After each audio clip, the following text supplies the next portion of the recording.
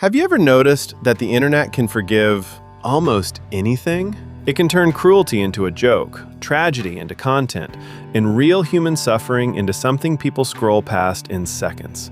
But there is one thing the internet almost never forgives. Rule number 0, don't f**k with cats. In 2010, Deanna Thompson, one of the central figures of the documentary series Don't F**k with Cats, came across a disturbing video online. It was titled, "One Boy, Two Kittens." When she opened it, she saw an extremely horrible scene. A man in a hoodie unaliving 2 kittens on camera, using a vacuum bag to remove the air from it. What kind of monster could do something like this? Deanna and many ordinary people online asked themselves the same question. And soon, that question turned into a promise. They were going to find him. Together with other users, she joined a Facebook group created for one purpose: to identify the person behind the video. And from that moment, the story turned into one of the strangest internet investigations ever shown in the documentary. With almost no resources, no badges, and no official access to anything, they had to untangle a case that started as a search for an animal abuser and eventually led to something even more terrifying. I won't retell the entire case or give you too many spoilers because the series is built around the way this investigation slowly escalates. But this documentary is not only about crime. It is about people who turn into investigators, about obsession disguised as justice, and about attention becoming a drug. Number 9. The Imposter, 2012. The Imposter, directed by Bart Layton, is a unique true crime documentary because it does not only explore an already confusing and deeply unsettling case, it is also told, in large part, through the perspective of the man behind the deception. In 1994, in Texas, a terrible event happened. A 13-year-old boy named Nicholas Barclay disappeared without a trace from his neighborhood. Unfortunately, the investigation led nowhere, and the boy was never found. Years later, Nicholas's family received shocking news. Their lost son had been found and was now in Spain. For a family that had lived with uncertainty for so long, this sounded almost impossible. But the family's happiness did not last long, because the boy who arrived was different from their missing son, both in appearance and in behavior. His accent was different, his eyes seemed to be a different color, and overall, he barely resembled their missing son. And yet, despite all these obvious contradictions, the family accepted him. What makes the film especially unique is that the imposter himself, Frédéric Bourdin, appears in the documentary and explains how he did it. He talks about how he created the lie, how he answered questions, how he adapted to the situation, and how he managed to enter the life of a missing boy. He also explains his own motivation, why he did it, what he was looking for, and what pushed him towards such an extreme deception. The case itself already sounds almost impossible, but the fact that we can watch a documentary where the real imposter sits in front of the camera and calmly explains his own deception is strange by itself. Was the family simply blinded by grief? Did they want to believe so badly that they ignored the obvious? And how did the police and other authorities allow something like this to happen when it was so clear that this was a different person? If you have already seen this film, I would really like to hear your opinion about it and about the situation in general. Did you feel sorry for Frédéric Bourdin? Do you understand his motives and desires? Or do you see him simply as a deeply disturbed person? Write your thoughts in the comments below. Number 8. The Thin Blue Line, 1995.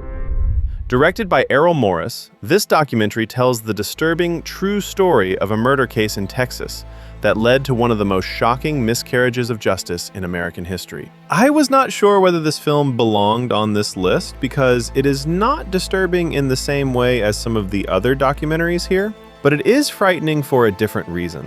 It shows how easily the system can break a person's life, and that, in its own way, absolutely terrifying.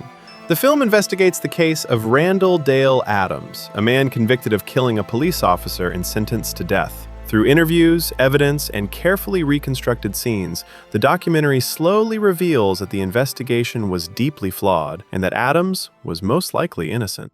What makes the film so powerful is the way Morris reconstructs the crime from multiple perspectives, showing how witness testimonies, police pressure, and unreliable evidence can completely distort the truth. Instead of traditional narration, the film lets the people involved tell their own versions of events, which gradually exposes the contradictions in the official story. The result is not only a gripping documentary, but also a chilling reminder of how fragile justice can be. And perhaps the most disturbing part of the story is that after the film's release, new attention to the case eventually helped prove Adam's innocence, leading to his release after he had spent almost 12 years in prison for a crime he never committed.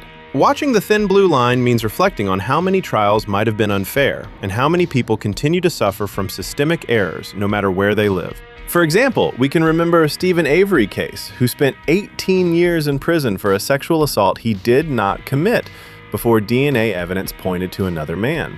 Or Ron Williamson, Dennis Fritz, Anthony Porter, and many others.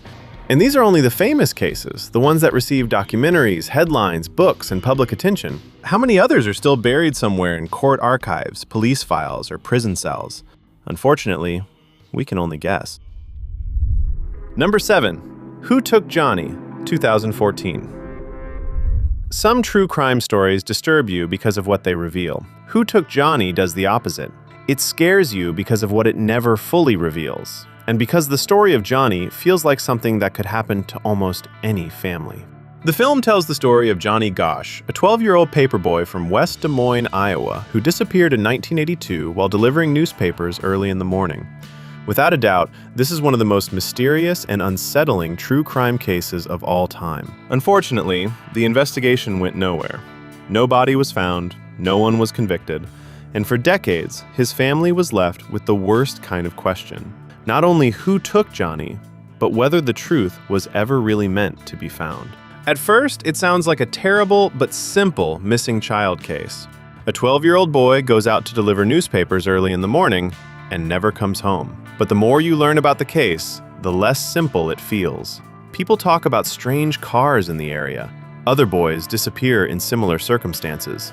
Then come the claims about trafficking networks, cover-ups, and people who may have known more than they admitted. Noreen Gosch, Johnny's mother, deserves special attention in this story. She never stopped looking for him. And years later, she made one of the strangest claims in the entire case, that Johnny had come to visit her as an adult, alive, but still unable to fully come home. If you decide to watch Who Took Johnny, be ready for a documentary with almost no sense of closure. Because no matter how closely you follow the story, this mystery will probably never be fully solved.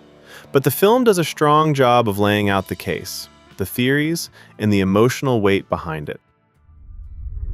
Number 6. The Cheshire Murders, 2013. Since ancient times, home has always meant more than just walls and a roof. It is the place where people hide from the outside world, the place where you close the door and feel, at least for a moment, that you are safe. But the Cheshire Murders destroys that feeling completely. In 2007, in the quiet town of Cheshire, Connecticut, the Pettit family became the victims of one of the most horrifying home invasion cases in modern American history. What began as an ordinary night inside their home turned into hours of fear, violence, and helplessness. The case itself is almost unbearable to describe. Two men broke into the Pettit family home during the night, beat the father, tied him up in the basement, and held his wife and two daughters hostage for hours. At one point, Jennifer Hawk Pettit was forced to go to the bank and withdraw money while her family was still trapped inside the house. I will not spoil the ending of this tragedy here. The documentary The Cheshire Murders takes you through this horrifying case in a very cold and detailed way. It does not feel like a fast, Netflix-style true crime story. It feels heavier and more uncomfortable. The film uses interviews, court materials, police information, news footage, and emergency call recordings to reconstruct how the events unfolded hour by hour. I also want to mention the sound design in this film. The music fits perfectly and creates a chilling effect with its sinister atmosphere. It makes the whole documentary feel colder, as if something terrible is slowly approaching and cannot be stopped. Maybe some of you won't find this documentary disturbing enough to deserve such a high place on the list. But the way the police handled the entire incident is exactly why I had to include it here. There is something truly horrifying about realizing that the people who are supposed to protect you can be so close to a tragedy and still fail to do what was necessary to stop it. If you've seen this documentary, I think you'll understand what I mean. Number 5. Alison, 2016. Let's talk about a very powerful and, in my opinion, not discussed enough documentary. Alison, directed by Ugo Carlini, tells the story of Alison Botha, a young woman from South Africa who survived one of the most horrific attacks imaginable. In 1994, Alison was abducted outside her home by 2 men and taken to an isolated area. They did horrific things to her and then stabbed her more than 30 times in the abdomen and slashed her throat around 16 times, leaving her for dead. Despite her horrific injuries, Alison managed to crawl and walk about 100 meters to the road, where she was eventually found by a passerby. What happened after that, how Alison managed to recover, and whether the men who did this to her were punished, you can find out by watching the film or by reading about the real case online. What makes the documentary so powerful is the way it tells this story. It does not turn Alison's suffering into cheap shock. Instead, it reconstructs those terrifying events through Alison's own testimony, interviews, and staged scenes that feel cold, painful, and deeply disturbing. The film is horrifying because of what happened to her, but at the same time, it is strangely inspiring because of what she did after it. Alison did not allow the worst night of her life to become the end of her story. Even when she thought she was going to die, she tried to write the names of the men who attacked her in the dirt, hoping that if she did not survive, they could still be caught and stopped from hurting anyone else. The man who found Alison on the road that night was so deeply affected by what happened that, after meeting her, he dedicated his life to medicine. Alison's story is a fight against almost unimaginable evil, but also a story of survival, hope, and human resilience in the darkest possible circumstances. It speaks about fear, trauma, recovery, and the strange kind of strength a person can find when there should be nothing left. Also, be ready. This documentary includes real photos of Alison's wounds, and they are extremely hard to look at. Number 4. The Trials of Gabriel Fernandez, 2020.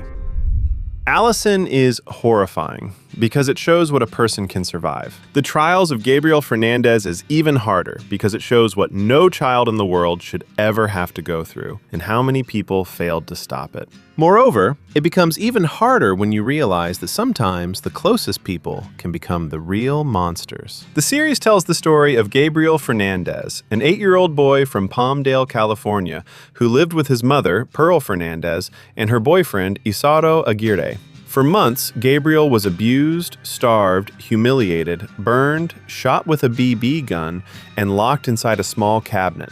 All of this was done to him by the people who were supposed to be closest to him, his parents. While you listen to reports, testimonies, and descriptions of what happened, the series keeps you in a constant state of anxiety. The documentary does not hide how horrific his situation was. But the most painful part is not only the cruelty itself, it is the fact that people saw the signs but failed to stop it. His teacher noticed injuries, reports were made, social workers were involved, even the police had contact with the case. And still, Gabriel remained in the same house, which led to a horrifying conclusion. The series uses court footage, interviews, documents, and testimony to show how many chances were missed. And at some point, the question is no longer only, how could someone do this? Some people simply do not deserve to be parents. The question becomes, how could so many people see that something was wrong and still not do enough to save him? Today, I am trying not to give any major spoilers. So, if you want to understand what happened, what the impact was, and how the people responsible were punished, you can read about the real case or watch this documentary series, even though it may be extremely hard to get through. This is one of those true crime series that does not just disturb you, it makes you very angry by the end.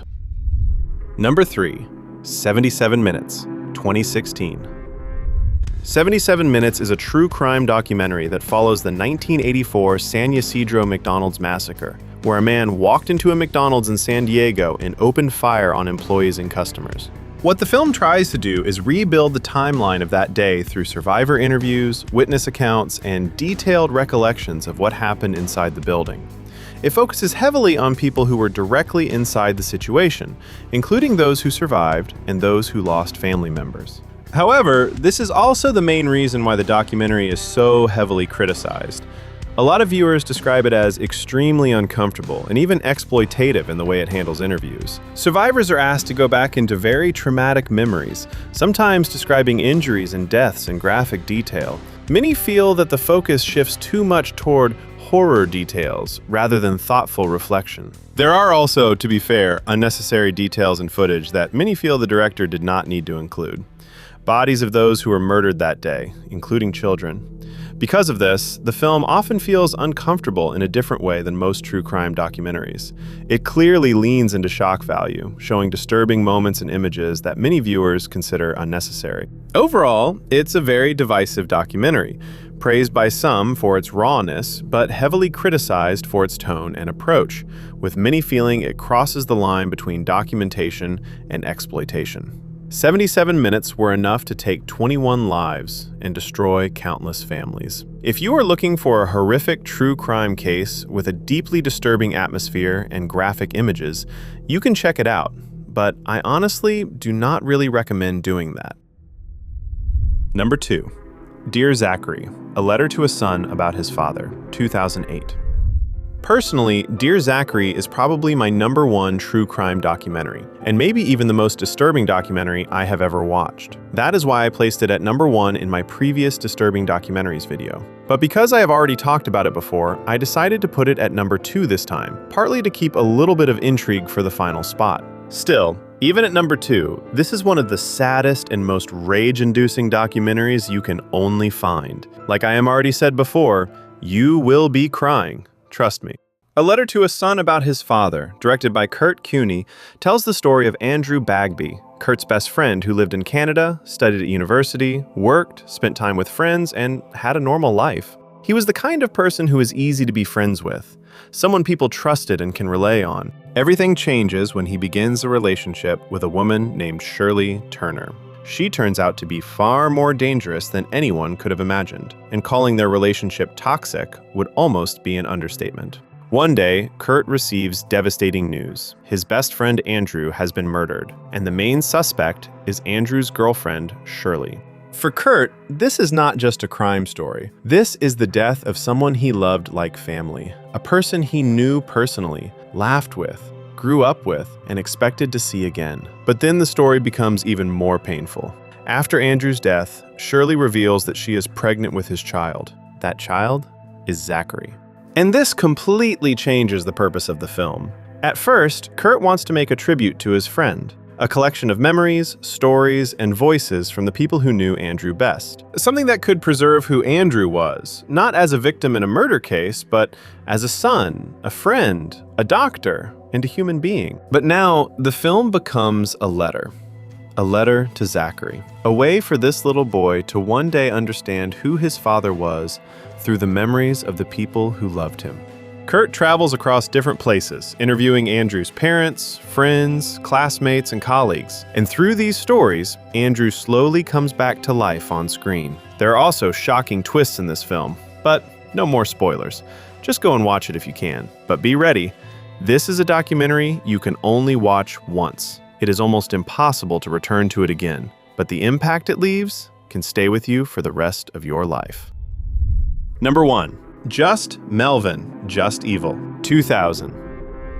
And now we have finally reached today's number 1, a film that many of you recommended to me in the comments. And I am ready to say this. None of you lied when you called it one of the hardest documentaries ever captured on camera. And this is the story of a man who seems to embody the most horrifying and grotesque form of evil imaginable. He is absolutely disgusting, and it is a huge shame that he was ever released from prison. Just Melvin, Just Evil, directed by James Ronald Whitney, is not a normal true crime documentary. It was not made by an outsider who simply found a disturbing case and decided to investigate it. This story comes from inside the family itself, and the horrific things shown in the film happened not only to many children across several generations, but also to the director himself. James returns to his own family history to talk about his grandfather, Melvin Just, a man whose actions destroyed not one life, not one childhood, but several generations of the same family. According to the documentary, Melvin harmed at least 10 members of his own family, including children and stepchildren from different marriages. Among them was the director himself, James Ronald Whitney. Throughout the film, Whitney interviews members of his own family, his mother, his aunts, his relatives, and people who lived through this nightmare. They talk about what happened to them, how Melvin affected their lives, and how the abuse shaped the entire family from the inside. And maybe the hardest part is that the film does not only make you hate Melvin, it also makes you angry at the adults who allowed this nightmare to continue. The so-called mothers, the people who were supposed to protect their children, failed them in the most unforgivable way. Some moments are so disgusting that you can only feel frustration, anger, and the desire to scream at the screen. This movie is uncompromising. It can leave a very bitter aftertaste, and this is not something I would recommend to everyone. Yet, if we are talking about the most disturbing true crime documentaries I have ever seen, Just Melvin, Just Evil deserves its place at number 1. So, as you may have noticed, I didn't put the names of the films in the description, but you can easily find all the titles, as well as where to watch them, in the pinned comment below. I'm sure many of you know true crime documentaries that might be even more disturbing than the ones I included today. If that's the case, share your favorite documentaries in the comments. Also, if you enjoyed the content, leave a like and definitely subscribe to the channel. And one last thing, if you have any feedback about the videos I make, please let me know. Maybe you want more spoilers, or maybe even fewer than I included today. Either way, I'd really like to hear your thoughts. So take care of yourself and the people close to you, and I'll see you again in a few days with a new video. See you in the next one.